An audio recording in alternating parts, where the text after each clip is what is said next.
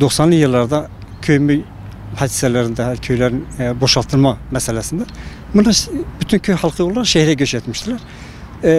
Daha sonra gidenler köy mirlere, yani Lice'nin beglerine ait olduğu için köy satılığa çıkınca bir kısmı hisse alıp köye yerleştiler. Bunlar içinde değildi. Benim abim hisse alanlardan bir tanesi ve köy sakinlerden biridir.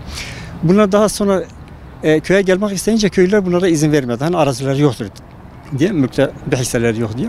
Fakat buna rağmen kendileri abimin şeyiyle, hani işte akrabamızdır, uzakta kalmasın, çoluk çocuğu var, mağdur olmasın Diyarbakır sokaklarından diye bunu köye getirip yerleştirdiler. Yani kendi hissesi üzerinde bunu getirip misafir etti. Fakat zaman geçince işte sürekli ufak tefek tatsızlıklar, olaylar çıktı. Bu olaylar neticesinde bir sürekli dedik ki ya işte akrabalık arasında ufak, yani komşuyuz. Bunlarla fazla bir ufak şeyleri büyütmeyelim. Bir şey olmaz. Kapı kırma, cam kırma, sondaj doldurma, benzeri hadiseler olmuştu. Darp etmeler olmuştu. Hepsini görmezlerden geldik. Bir sonraki hadisede abimi komşu köyden gelirken darp ettiler. Silah sıktılar kendisine. Bunu bölge halkı hepsi biliyor. Hani ailelerin, akrabaların, çevredeki insanların araya girmesiyle yargıya da taşımadık. Onu öyle kapattık. Fakat 2018 başlarında yeğenim Mehmet Tekin kafasını taşla ezmeye kalktılar. Yani 4 kişi birden saldırıp hem kafasını kırdılar hem darp ettiler, ağır yaralı olarak kendisini hastaneye kaldırdık. Bunu karakola, savcılığa müracaat ettik, dedik ki yani durum böyledir. Fakat bununla ilgili hiçbir gelişme sonuçlanmadı. Daha sonraki olaylarda da mesela yeğenime mesaj atmışlar, tehdit etmişler. İşte bahar geliyor, öldüreceğiz sizi falan, mezarlarınızı hazırlayın gibisinden. Tabii abim bu olayı bak yeğenim şeye taşıyacağız, yargıya taşıyacağız, bak savcılığa haber vereceğim, ayağınızı denk atın, kendinize göre şey yapın falan deyince savcı da sizi kurtarmaz, yargı artık sizin şey değil falan deyip geçiyor. Şimdi biz bu mesajlarıyla, tehditleriyle beraber avukat aracılığıyla bunu savcılığa sunduk. Fakat bundan da epey zaman geçmesine rağmen şu ana kadar hiçbir tahkikat, hiçbir soruşturma, hiçbir ifade alma durumu gelişmemiş. Neticede şimdi geçmişten o güne kadar yani onlarca olay olmuş fakat hepsinin üstünü bir şekilde örtüldü, kapandı. Fakat 3 gün önce, yani ayın 28 Şubat saat 5:30 civarlarında uzun namlulu ateşli silahlarla ateş ederek evi çaprazı alıyorlar.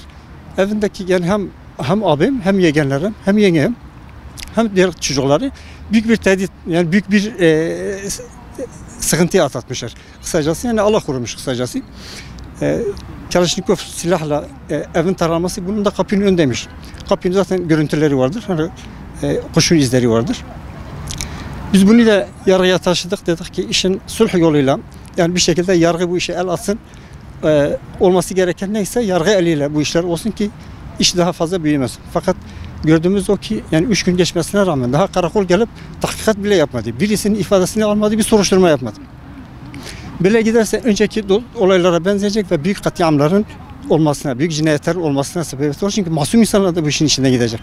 Eğer şayet bu iş böyle devam ederse ve bu vahim hadiseler meydana gelirse, bunda biz zarar gördüğümüz gibi yargı makamları da bu işte vebal altına kalır ve mesuldürler. Ve o durumda da biz gerekli olan bütün mercileri şikayet etmek zorunda kalacağız. Bir an önce bu olaya el konulması ve gereken tahkikatın yapılmasını istiyoruz. Savcılık makamının şu an için bir şey söylediği yoktu. Yani kolluk kuvvetlerine işi havale etmişiz, gerekeni yapacaklar. Kolluk kuvveti de savcının direktifi altında olduğu için onlarda şu ana kadar bir gelişme yok yani. Önceki olaylarda sergiledikleri tavır neyse bu olayda aynı tavrı sergiliyorlar. Resmi işlem, yeğenimi çağırmışlar, ifade almışlar fakat karşı tarafın ifadesini bile almadılar.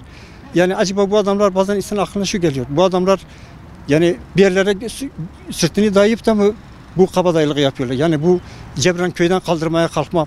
Abime de resmen diyorlar ki siz köyden kalkmazsanız mezarlarınızı hazırlayın, sizi öldüreceğiz. Köyde hisse sahibi olmamalarına rağmen mülk sahibi, köyde doğma ve büyüme 55-60 yaşındaki adam çoluk çocuğuyla beraber diyor sen köyde kalkıp gideceksin. Kendisi dışarıdan gelmiş, köyde konacak. Yani biz bu zulmü bir an önce durdurulmasını, gerekli mercilere şikayetlerimizi yapmışız fakat tahkikatlar yapılmadığı için onları olaya el atıp bir nevi olayı açıklığa kavuşturmalarını istiyor. şu ana kadar hiçbir tahkikat, hiçbir soruşturma olmadı.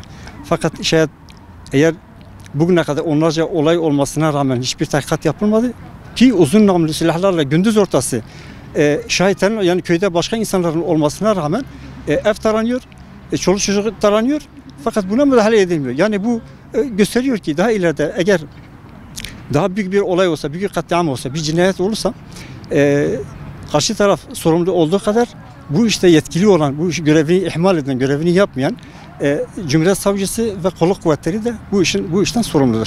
Ve bunlar hakkında da suç duyurusunda bulunacağız.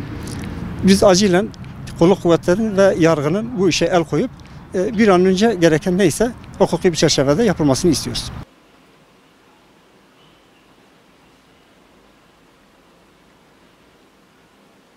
Müvekkillerle komşular arasında uzun bir süredir köyde genel yaşamla ilgilenen konular hakkında bir anlaşmazlık yaşanmaktadır. Bu anlaşmazlık nedeniyle karşı taraf müvekkilleri sürekli bir tehdit halindedir, şantaj halindedir ve sürekli de yaşamlarını tehlikeye sokabilecek nitelikte saldırılar gerçekleşmektedir.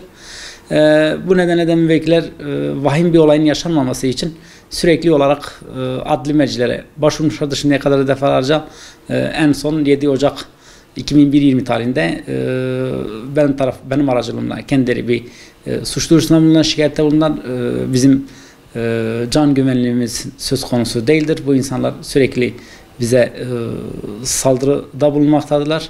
Bu nedenle de biz adli makamların devreye girerek bu işin çözülmesini talep ediyoruz ama aradan 2 ay gibi bir süre geçmesine rağmen halen ne şüphelilerin ifadesi alınmış durumda, müvekkilin şikayette bulunduğu kişilerin ifadesi alınmış durumda, ne de daha da önceki kendi imkanlarıyla yapmış oldukları, önceki yıllara ait kendi imkanlarıyla yapmış oldukları suç duyurularına ilişkin işlem yapılmış değildir.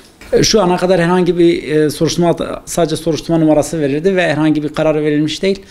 Sadece yapmış olduğumuz suç duyurusuna en son karakola işte şikayette bulunan kişilerin şüphelilerin ifadesi alınması için bir müzakere gönderilmiş ama jandarmada bunun gereğini henüz yerine getirmemiştir. Bunlar genel itibariyle şimdi tehlike arz eden, özellikle kırsal alanda köylülerin olayın sıcaklığıyla birbirine saldırıda bulunduğu ve ciddi can kayıplarının ve yaralamaların meydana geldiği olaylardır. Bu nedenle de bu tür olayların meydana gelmemesi için ivedi bir şekilde, ani bir şekilde hemen tarafların bir araya getirip eğer varsa cezai müeyyidelerini uygulanıp en azından bu tür saldırılarda bulunmasının önüne geçilmesi gerekiyor. Tekrar bir saldırı meydana gelmiş ve anladığımız kadarıyla saldırıda ateşli silah kullanılmış. Buna uzun namlulu silahlar da dahildir. Bu aynı zamanda olaya taraf olanların değil, taraf olmayan kadınların, çocukların da can güvenliğinin tehlike olduğu anlamına gelmektedir. Bu nedenle de aslında bu tür olayların sürümcemde bırakılması ciddi problemlere neden olacağı için bir an önce ilgili görevlilerin halletmesi gerekiyor. Üstüne kendi görevlerini yerine getirmesi gerekiyor. Böyle en azından büyük sorunların yaşamasının önüne geçmek için. Vazife işlemi yapan kolluğun amiri durumunda olan Cumhuriyet Savcısına düşmektedir. Bir an önce ilgili kişilere emir ve talimat vererek soruşturma ilişkin evrakları, delilleri ve kişilerin ifadelerini ve tanıkların ifadelerine başvurması gerekiyor.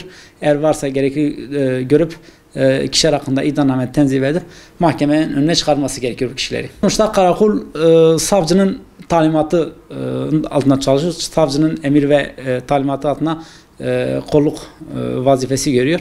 Adli kolluk vazifesi görüyor. Bu nedenle evet savsaklaması da onlar hemen yani uzun bir süre dosya savcıda kaldı işlevsiz. Şimdi savcı devletti bu sefer onlar da işlevsiz kalıyor. Yani bu aynı zamanda hem savcı açısından hem karakol açısından görevi ihmal suçudur. Ki eğer yarın öbür gün üzücü bir olay gelirse istenmeyen bir olay meydana gelmesi durumunda onlar da başı ciddi şekilde derde girer zamanında işlemlerini yapmadıkları için önüne geçmedikleri için.